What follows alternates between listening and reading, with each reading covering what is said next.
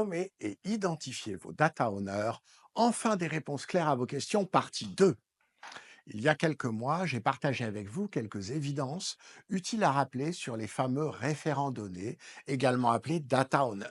Un premier article qui a beaucoup fait réagir et, semble-t-il, éclairer la lanterne de certains d'entre vous. Merci. Mais ce n'est pas tout.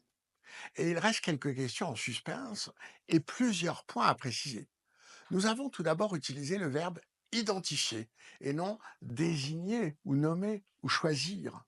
Comme nous l'avons dit le plus souvent, comme M. Jourdain, les référents donnés le sont déjà, sans forcément en avoir conscience par eux-mêmes. En réfléchissant un peu, ils devraient même être capables de lever la main et de se proclamer référent data. Mais les verbes désigner, nommer, choisir donnent l'impression qu'une entité extérieure va leur assigner ce rôle. Non, ce n'est pas aux responsables de la gouvernance de choisir qui sera référent donné. Les ateliers qui seront organisés permettront la création des fiches du catalogue de données et l'identification des référents. Dans les cas de litige, premier cas, personne ne s'identifie comme le data owner, ou alors plusieurs personnes pensent l'être. Le comité de gouvernance ou un de ses membres par délégation peut alors aider à trouver une solution. Toute solution imposée sera compliquée à appliquer. Il vaudrait mieux négocier, convaincre et laisser les référents donnés décider entre eux. Akan Edvinson est l'auteur d'un excellent livre qui s'intitule Data Diplomacy, dans lequel il explique parfaitement le phénomène. Une gouvernance des données négociée a bien plus de chances de se diffuser qu'une gouvernance imposée par la force. J'ai beaucoup de data owners, est-ce normal ou faut-il en réduire le nombre? En fait, personne ne peut le décider à votre place. Cela dépend de votre organisation. Si les responsabilités sont très diluées et que le nombre de personnes capables de répondre d'une ou de plusieurs données est important, tant mieux. C'est un signe de maturité. Encore une fois, restez sur la règle de base. Le data owner est la personne qui connaît le mieux la donnée. C'est par exemple lui qui, in fine, décidera quelles données doivent être gérées au niveau données ou au niveau objet métier.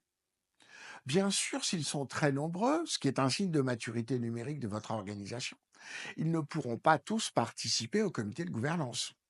Le plus important est qu'ils y soient représentés. Nous verrons un peu plus loin comment créer cette instance de représentation des référents donnés.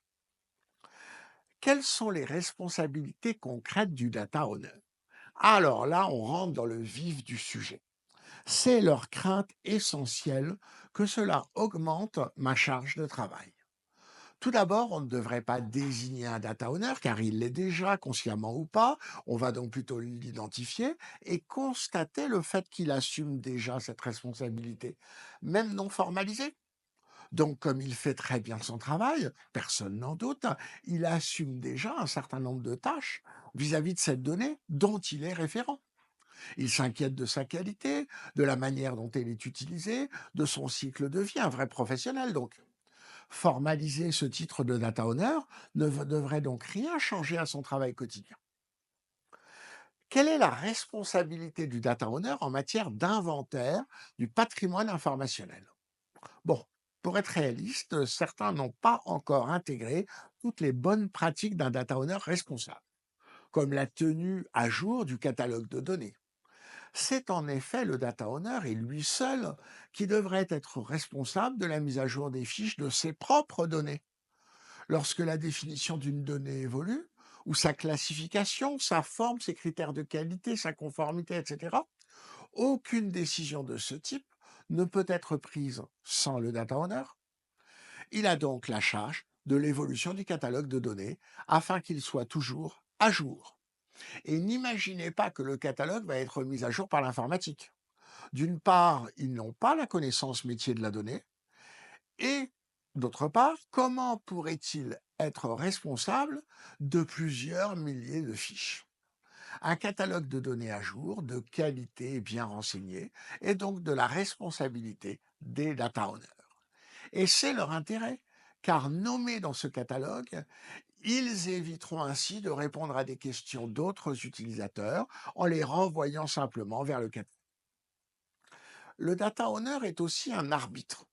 Lors des ateliers de catalogage de données, si des différences de point de vue émergent, par exemple sur la définition d'une donnée, le data owner peut utiliser sa position et arbitrer pour mettre tout le monde d'accord.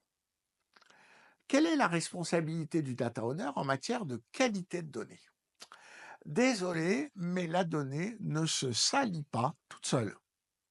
Et c'est dans la plupart des cas à l'entrée dans le système d'information par saisie, collecte ou intégration que des contrôles insuffisants importent un problème. De la même manière, elle ne se nettoie pas toute seule. Espérer qu'un monsieur propre s'empare de votre SI et y nettoie miraculeusement les insuffisances ou erreurs relève du rêve. Le data owner devrait donc être responsable de la qualité de la donnée. Déjà, il devrait définir quel devrait être ce niveau de qualité. En fonction des usages qui vont être faits, rappelez-vous, c'est lui qui connaît le mieux la donnée. Séparer la propriété des données et la responsabilité concernant leur qualité est une erreur. En tant que référent, je dois être valorisé pour la qualité des données que je produis et responsabilisé pour les erreurs éventuelles. Mais le data owner ne saisit pas lui-même les données, allez-vous répliquer. Oui, vous avez raison, pas toujours. Mais étant référent de ces données, il a plusieurs rôles à jouer. Participer au choix des contrôles de qualité installés dans les applications de saisie, en collaboration avec l'informatique. Former les personnes en charge de la saisie et les sensibiliser à l'importance de la qualité de leur travail. Mettre en place, en collaboration avec le data steward, des procédures de vérification permettant de mesurer la non-qualité et ses dérives éventuelles. Donc, en résumé, le référent données est en première ligne en matière de qualité de données. Sous-traiter cela au data steward ne fonctionne pas. Le data steward a un rôle de coordination, de contrôle, mais en aucun cas il n'est là pour nettoyer les données. Quelle est la responsabilité du data owner en matière de conformité? Non, ce n'est pas au DPO de rendre les données conformes. Le DPO est là pour contrôler l'application des procédures liées à la conformité, en particulier dans le domaine du RGPD. Mais c'est au référent données d'être soucieux de l'entrée de données conformes aux réglementations. Exactement de la même manière que pour la qualité. Si une donnée n'est pas conforme, elle n'est pas utilisable. En plus des risques métiers, elle présente des risques juridiques qu'il faut évaluer. Bien sûr, le référent données n'est pas un juriste et il pourra compter sur les compétences du DPO et du département juridique pour donner la direction et mettre en place les procédures de contrôle. Mais prenons un cas concret, la saisie d'une donnée personnelle impose la collecte du consentement, sinon elle n'est pas collectable et bien sûr pas utilisable. Imaginons que la personne en charge de la collecte oublie ou collecte mal le consentement. Qui est responsable? Le data steward? Certainement pas. Le DPO? Que pourrait-il faire? C'est bien le data owner qui doit s'assurer que les données collectées sont conformes. Et il doit être valorisé pour l'attention qu'il porte à ce sujet. Parlons maintenant des instances de représentation des référents donnés. Non, non, ne vous inquiétez pas, je ne vais pas vous recommander de créer un syndicat des data owners. Quoique, en y réfléchissant, ça ne m'étonnerait pas que cela arrive d'ici quelques années dans certaines organisations. Je ne citerai pas de nom. Des data owners, vous avez compris, il y en a beaucoup. Plusieurs centaines peut-être. D'ailleurs, plus j'ai de data owners, plus mon organisation est mature en matière de données. Comment les impliquer tous dans les processus de décision qui les concernent, en particulier au sein du comité de gouvernance? Ils doivent être représentés, mais ne peuvent pas tous participer. Il faut donc imaginer une forme de représentation. Plusieurs méthodes. Le volontariat, c'est ce que j'ai vu fonctionner dans plusieurs organisations et avec succès. On demande par exemple à chaque métier de désigner 2 référents donnés parmi ceux qui ont le plus envie de participer. On évite ainsi de traîner des personnes non motivées et on valorise l'implication de ceux qui ont levé la main.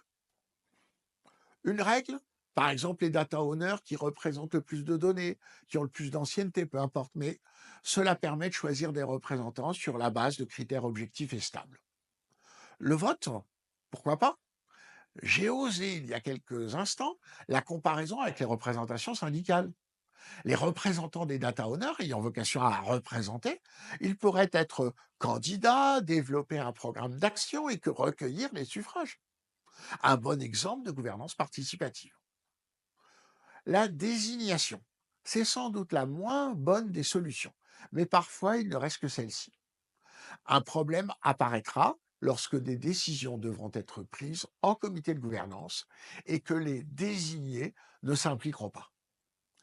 Quelle que soit la méthode de choix des représentants des référents donnés, ils auront deux missions clés.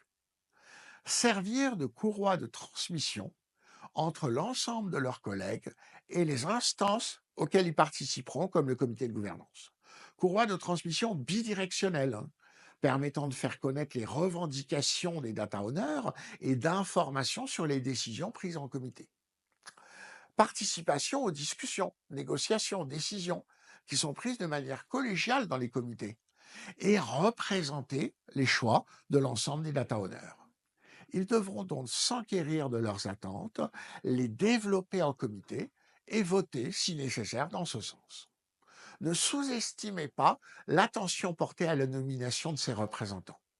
Le succès du shift left et de l'appropriation des données par les utilisateurs en dépend en partie. Dans un prochain article, nous aborderons le sujet des data owners appliqués à une architecture fédéralisée, décentralisée, dans laquelle il y a des domaines, des données et des produits de données. Data owner, domain owner, data product owner, faire le lien avec le domain driven design et le data mesh sera un de nos prochains sujets. D'ici là, s'il vous plaît, abusez des commentaires et dites-moi ce que vous en pensez.